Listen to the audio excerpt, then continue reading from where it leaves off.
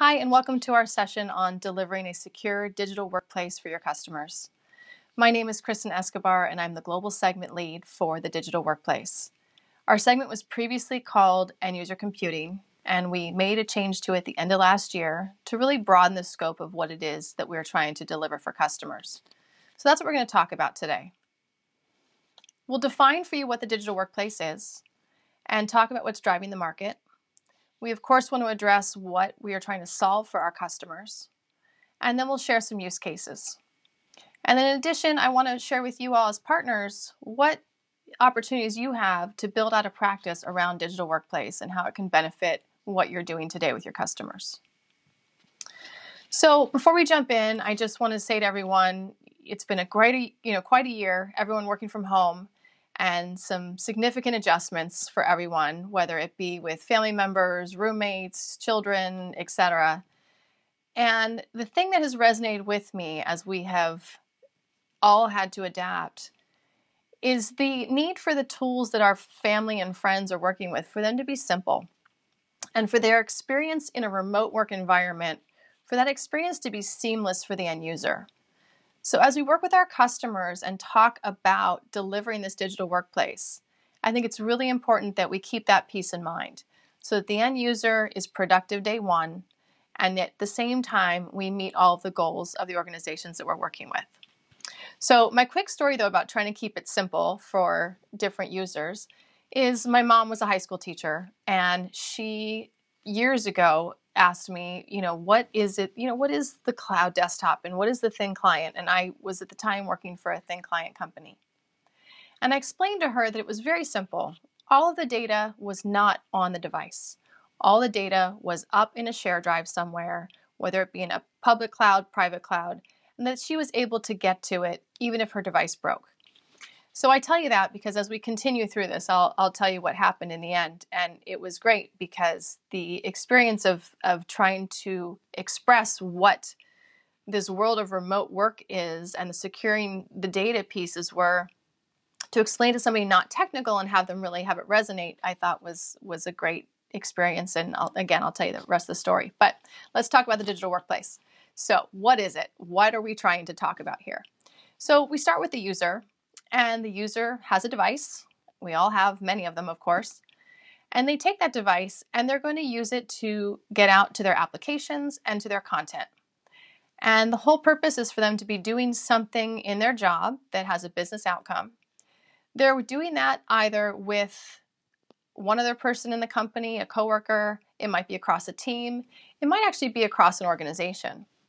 And so all these things have to happen, whether the person is in a remote location or working from home. But when we define the digital workplace, what we really are looking at is what are the mechanisms to deliver that? So we're not talking about a full digital transformation of an organization necessarily. The organization is making that transformation to the cloud all on its own. But how are we addressing those endpoints and how are we addressing the end users? And that's really where the digital workplace comes in. That's where we are addressing the workforce transformation piece. And of course, we're seeing so much of that movement today. So you'll see this all come together in the digital workplace with a variety of services and solutions. And that's how we're going to talk about this and take a look at it. So, what's been changing? The data center has been changing drastically. Corporations have been looking for ways to reduce costs, to be more agile, scalable. They need a secure, reliable solution. And that's why we're seeing core infrastructure of the data center move to the cloud. But we're starting to see the end user piece happen there as well. And it's happening more rapidly, especially in the current environment that we're in. Some of the statistics around this are pretty significant.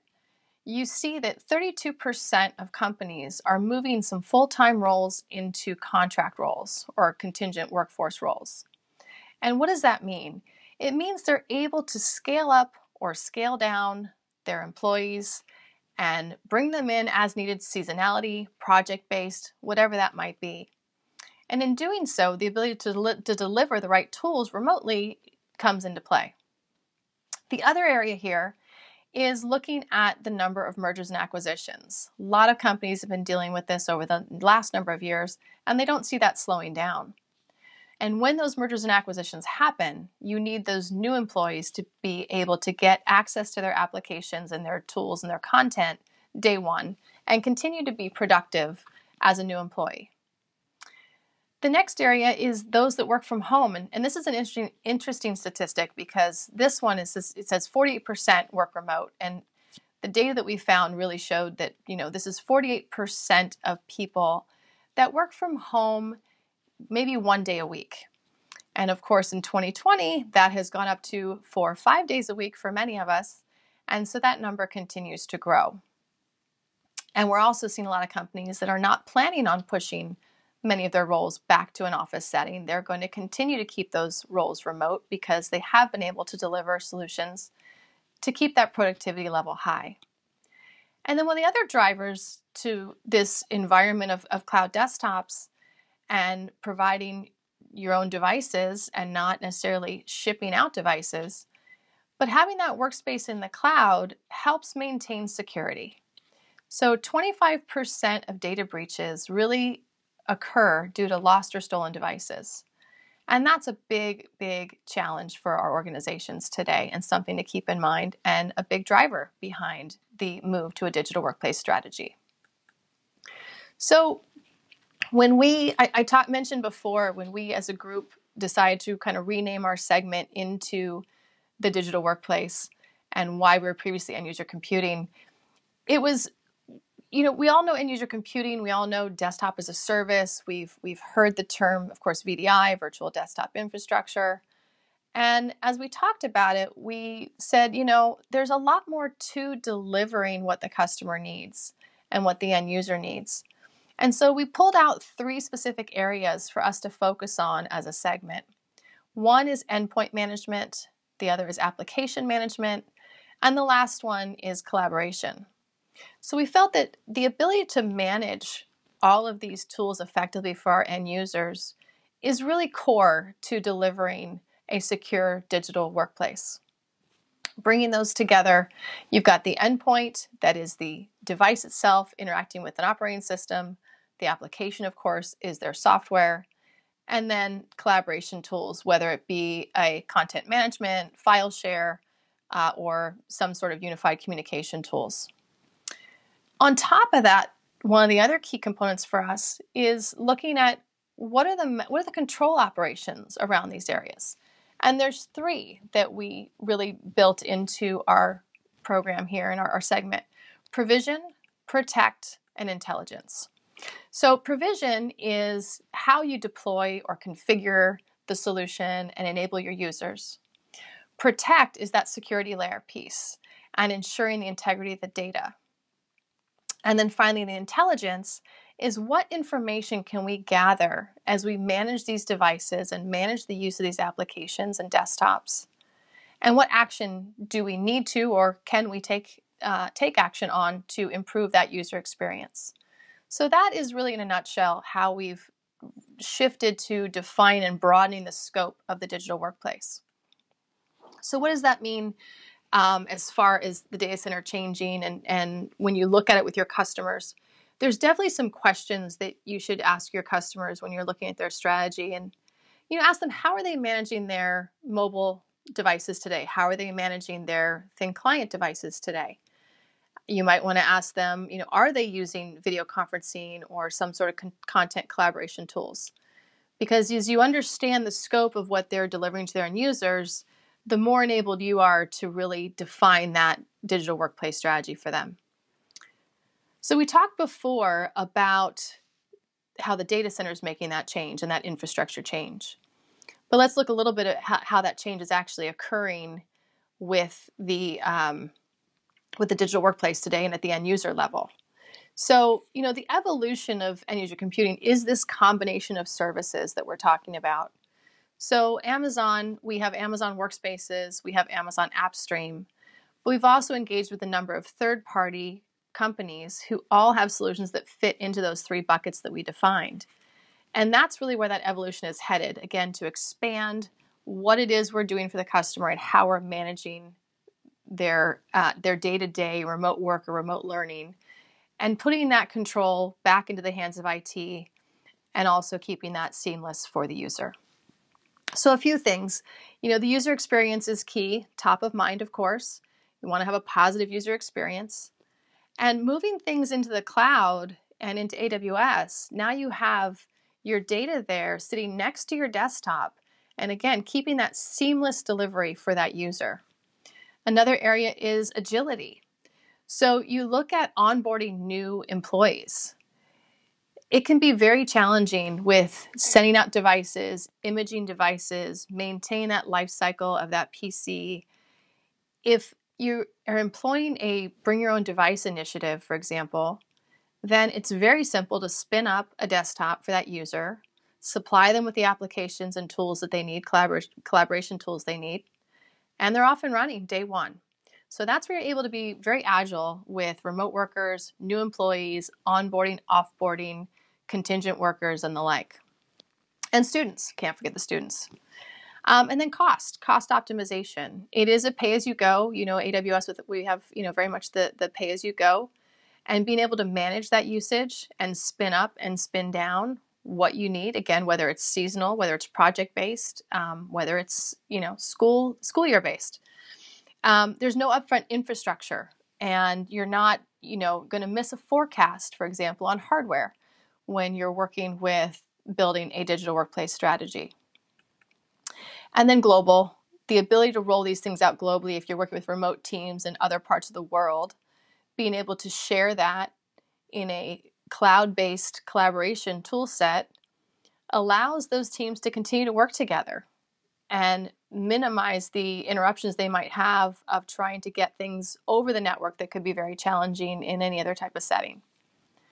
Security, we've talked about. Security is the crux, because data integrity and data security is core for every organization out there. And reliability, making sure that it's up and running and that folks can be able to work every day when they need to, wherever they are, from any device. So I'm going to go back real quick to the story with my mom, because as we talk about what customers are trying to solve for today, I think this is just an interesting one. So 6 months later, I get a phone call, and she said, "You need to come and talk to our IT director at the school." And I said, "Why would that be?" And she said, "Because they are having us take the data, all of our files, off of our laptops over the summer. They've given us thumb drives to do this with, and they have asked us to make sure we get it done by a certain day, and then they are going to patch and reformat all of the laptops that we use." And it made me laugh, because I thought, wow, you get it. You understand exactly what it is I'm talking about and the environment I'm working in. So again, it goes back to that. She knew it was going to be secure. She knew it was going to be a more secure way than carrying a thumb drive that, what if she lost it over the summer with student files on it and things like that. And now, from a device standpoint, it could be any device and not have to worry about this PC life cycle, change in, change out kind of thing for the district. So I thought that was a great one. And I was really proud of my mom for recognizing what cloud desktops can be and where the value is. So, as we solve for these different things, you've heard me talk about remote workforce constantly. I mean, at the end of the day, digital workplace is for our remote workers. So that's one solve. And of course, we all got really thrown into spinning this up. While there's a high percentage of us that were really used to working from home, there was a lot of people that were not when this pandemic hit across the world, across the globe. Countries had to figure out for their government employees. You had state employees, you had schools, and of course corporations worldwide figuring out how to maintain that. But what we've seen is, while there was a quick ramp up in that work from home, now there's actually a lot of planning going into long-term business continuity around helping employees stay remote. People's productivity has been very positive. And so if that's the case, let's really take a look at continuing that work from home capability And what other areas can we deliver this where it can be successful across the organization? Another area, of course, contingent workers. I think contingent workers it's kind of always been on the list, but I think one of the things that really to keep in mind with that is there are costs involved with contingent workforce. And some organizations are still working on a strategy where they ship them a laptop. And in today's environment, everyone seems to have some sort of device at home, whether it be an iPad, whether it be a laptop or a phone or something. And most can spin up whatever they need, depending on the role, right then and there. And so contingent workforce is a great place to focus your time on ensuring you're delivering a secure desktop to them as well. And of course, because they're contingent, the ability to onboard and offboard quickly and easily really allows you to maintain that security baseline. A couple areas, of course, too, that we're seeing our customers really look to do this with when they're looking for application migration around Windows applications. You can stream that Windows app instead of having to do a lot of rework necessarily. And that will allow you to put that right out to your customers and your end users and keep them working seamlessly as you do that. And then design engineers. This is an area that I think in the past has been more challenging, but today we are able to really deliver on the needs of these engineers who are dealing with high-end graphics. They're dealing with the need for high-end hardware. And today we're actually able to support those folks. In the past, they really needed to be on-premise with those higher-end laptops and workstations and the like. They didn't have the GPU delivery that they could have in the past, previously, and now they can. So they too can enjoy the flexibility that their peers may have, who don't require the same level of hardware. And then mergers and acquisitions. I've talked about that before, but I think having been through a couple myself, it is interesting to be able to turn on your laptop or your device the day that the merger happens and have access to the new tools of that organization right away and not wait sometimes, weeks to have that happen. And it also allows the corporation time to figure out and work out that back-end IT infrastructure without the day-to-day suffering as they try to pull those two things together. And then lastly, remote learning. Remote learning is at the crux of what we're seeing today across the world. Tons of students working from home. And having the right digital workplace strategy for the schools is key. And again, ensuring that the tools are in place for them to be productive and successful. So these are really some of the major things that we are, seeing solve for overall. One thing I do want to address in all of this, as we kind of see the evolution of this expansion of this work from home, is the idea of zero trust. That is an area that we don't currently have in our scope of the digital workplace, but it is a really important piece.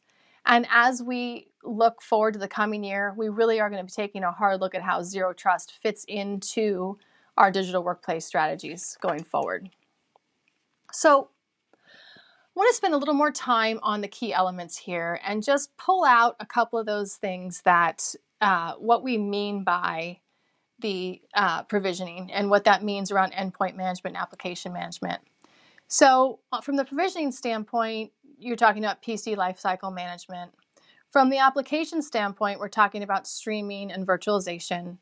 And collaboration, we're talking about file share, unified communications, those kinds of services and solutions. When we talk about protecting, we are talking about encryption, policy engines, identity management, and data loss protection. And then finally, intelligence. And intelligence is usage data, usage statistics, and the ability to really recognize compliance monitoring as well, because that is a key piece to our security.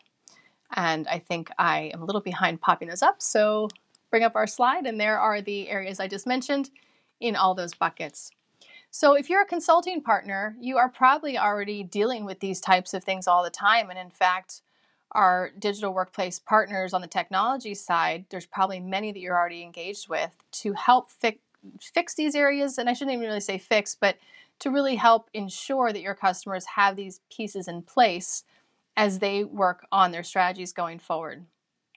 As a technology partner, I hope you're with us on Digital Workplace. If you are a partner who has a solution that fits in one of these areas, we'd be thrilled to have a conversation and see where your solution fits into the digital workplace and really bringing that strategy forward for our customers. So when we look at the digital workplace, it's not just one solution. It is the combination of a number of solutions to make sure that the end users have what they need to be productive. So we, as Amazon, as AWS, we have three services that we have within the digital workplace segment: Amazon Workspaces, Amazon AppStream, and then we also have our Amazon WorkDocs in our collaboration space.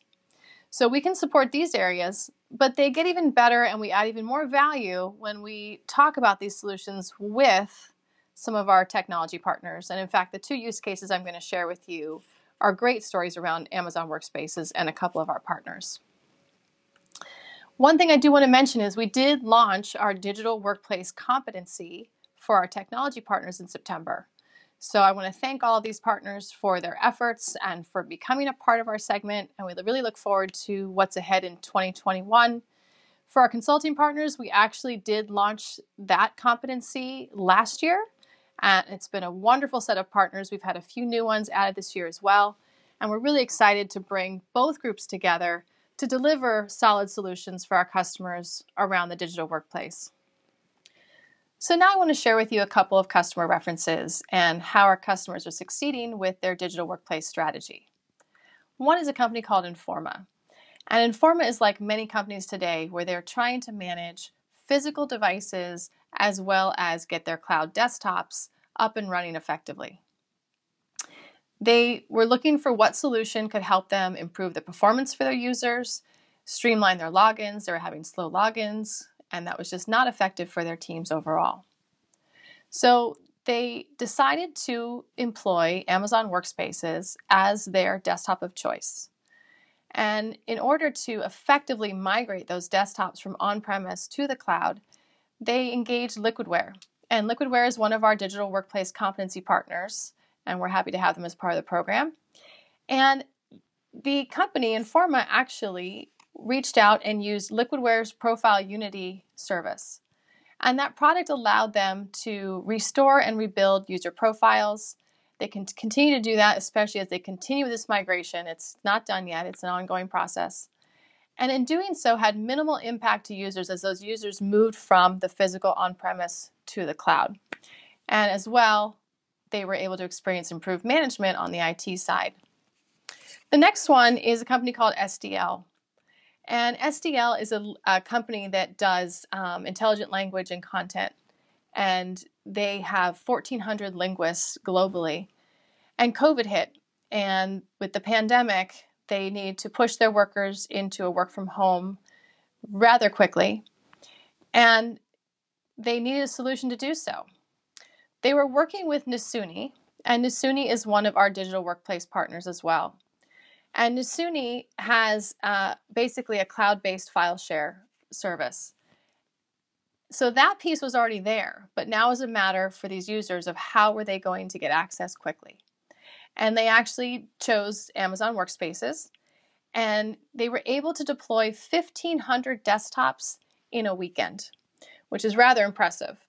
And what had to happen, Nasuni was already in place. So Nasuni, they ensure that you've got files to scale in the cloud, and you've got your gold copy stored in the cloud. And with that gold copy stored there, you're able to just have something come down locally, cached down to your device while you're working on it, and then it's stored back up in the cloud. So with that already in place for SDL, Nasuni just had to deploy some lightweight Nasuni edge appliances, basically virtual machines, on Amazon as Amazon EC2 instances. And they did that in each region to support those users. And again, then with Workspaces as the access point and the desktop deliverable, they're able to do that in a weekend, again, which I find extremely impressive. But in these times of this pandemic and companies having to move quickly, this is a great result for them and a great way for them to continue to service their customers. So building a practice, for our consulting partners out there, We really think it's a great area. I find that many partners today, folks get really involved in the overall digital transformation that we talked about earlier of an organization, but the endpoint tends to get forgotten. And that's why I think it's a really great space to work with your customers on and to really expand what they're doing and what their strategy is long term. As I mentioned, so many were actually trying to figure out what to do in the short term, but now's the time to plan for the long term because business continuity efforts are key and they've had the success with the short term. Their users are happy, their experience is happy. So what does it take for you as a consulting partner to do that? So one of our solution architects pulled together this list, and I think it's a great list as far as from a technology standpoint and your technical staff. What are some of the things that they should have on the bench, what you guys should have on the bench from a skill set to be able to support a digital workplace? So this is a great list. If you ever need to reference it, we can get that out to you as well. But you'll see it's broken down into the 3 areas we talked about. Skill sets for endpoint management, for application management, and for collaboration tools. And then as a partner, what can you be doing for your customers? As I said, a lot of these customers, some of them have had long-term strategies in the past. Some of them have had a more short-sighted view as they've tried to support their users. But now's the time to really dig in with them and dig deeper and understand where can a remote work solution work for them? Where can a digital workplace work for them? And honestly, the digital workplace piece can be, in some cases, call center specific, where some folks are in the office, or remote. And we are seeing tons of call center work actually now being forced to be work from home as well. So working with them on a strategy, on their planning, where they're headed, what groups, what devices, what applications, all these things need to be identified as they're building that strategy. And then from there, of course, as a consulting partner, you can help them with the testing, run those workloads, and then the full implementation. For some of you, you've got managed service practices, and rolling out something to manage that for your users is huge. They are looking for partners to help them manage that on a regular basis, and I think that's a great opportunity in this area. So a couple resources. We did do a couple of blogs earlier this year, one right before we launched the competency for our technology partners and the other following. I encourage you to take a look at our page underneath the competencies. You'll find Digital Workplace. You'll find the list of our current consulting partners as well as our current technology partners. Again, I thank both of those groups for all of their efforts in 2020 and the years prior, and really look forward to the years going forward, partnering with you. And if you're a new partner to this, reach out. We are really interested in working and expanding this segment and broadening the scope of bringing valuable solutions to our customers. A great way to get started is through our APN Navigate. Navigate provides some great resources for you in how to get started. We have a Getting Started document out there that points you to some key resources and key information around digital workplace. And then finally, PartnerCast. PartnerCast is a wonderful tool as well with some various sessions around digital workplace. We are kicking off a segment in the new year that will talk about and really dig into these different areas that we talked about: endpoint management, application management, and content management, and really spend some time there looking at the partners that we have and looking at how those partners are adding value to the digital workplace today with our customers and with your customers. And with that, I just want to say thank you. I want to wish everyone a happy holiday season and safe working from home, and see you in 2021.